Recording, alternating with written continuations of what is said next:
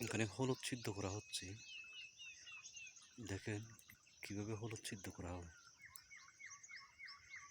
মন চাইলে আপনারা এভাবে সিদ্ধ করতে পারবেন।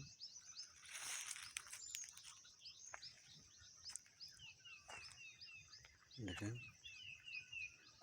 যে দ্রামের মধ্যে হলুদগুলো দিয়ে তারপরে বস্তার সাহায্যে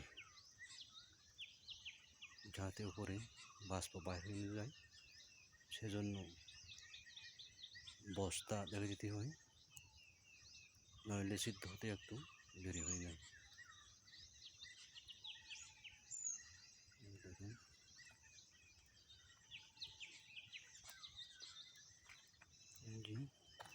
এক ড্রামের মধ্যে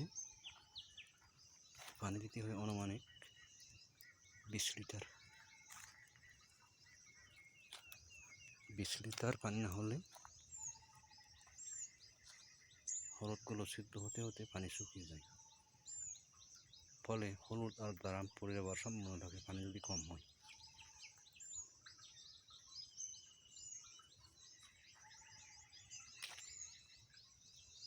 দেখেন এই চুলাটা দেখেন,